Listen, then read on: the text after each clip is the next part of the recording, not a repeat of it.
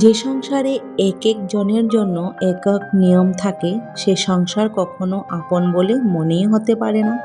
যে সংসারে সামান্য ভুল করে বড় করে ধরা হয়, এটা জানা সত্ত্বেও সে কাজটা করেইনি তা জেনেও তার উপরে থেপে দেওয়া হয়, এটা তুই করেছিস। হ্যালো এভরিওয়ান, সকালে ঘুম থেকে উঠছিলাম তাড়াতাড়ি, কিন্তু দেখলাম যে খুব ঠান্ডা পড়েছে আর কুয়াশাও। তো এইদিকে আমি আবার শুয়ে পড়লাম। কেনার আমার একটু পরে উঠতে উঠতে 8টাই বেজে গেল।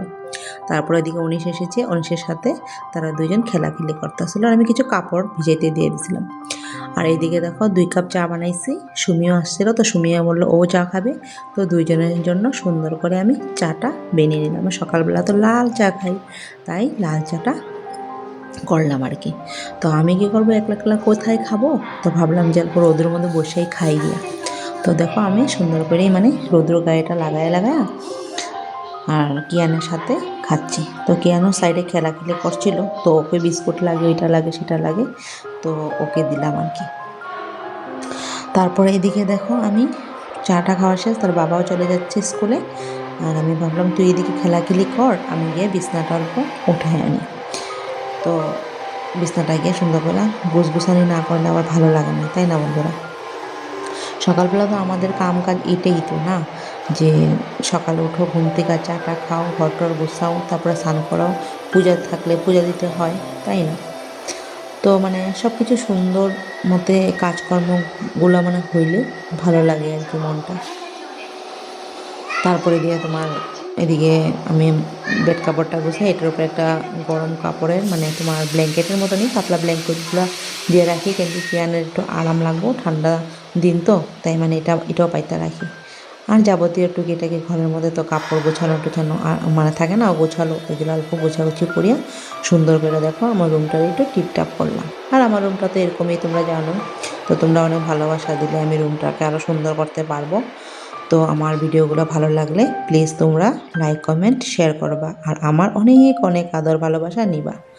আর এদিকে দেখো কিয়ানের ভাতটাও হয়ে গেছিলো, তাই আমি ভাবলাম যে কিয়ানরা আগে ভাতটা খাওয়াই দিই, তারপরে দিয়ে অন্য কিছু কাম করব।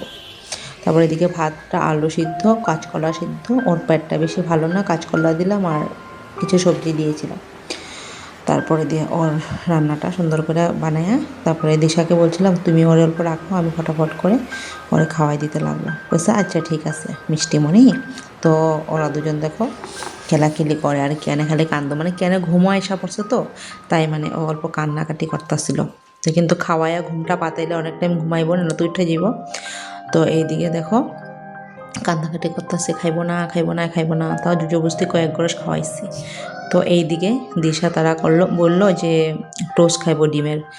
তো ব্রেড তো ছিল আগের থেকে, তো ব্রেডগুলোকে আমি সুন্দর করে কেটে রেখেছিলাম, তারপরে দিয়ে ডিম দিয়ে ভেজে দিলাম। তারপর ডিম দিয়ে ভেজে দেওয়া তারা কি সুন্দর খেয়ে নিচ্ছে, খাবে বলে বলছে, আমি তাদেরকে দিয়ে দিচ্ছি। তো দিশা বলল যে সস খাবে, আর বড় দিদিটা বললো সস খাবে না। বড় দিদিটা দিশার মাসির মেয়ে আর কি। তো আমার টুকি বাসন ছিল, বাসনগুলো ধুয়ে আমি সুন্দর করে রেখে দিলাম আর কি। আর বন্ধুরা আমাকে কীরকম লাগে, আমার ভিডিওগুলো কীরকম লাগে অল্প জানাইবা। তো তোমরা কে কোনখান থেকে আমার ভিডিওগুলো দেখো প্লিজ জানাইবা, কিছু ভুল হলে আমাকে জানাইবা। আর এদিকে মাসি আইসে রান্না করতেছে। Bye bye, tata.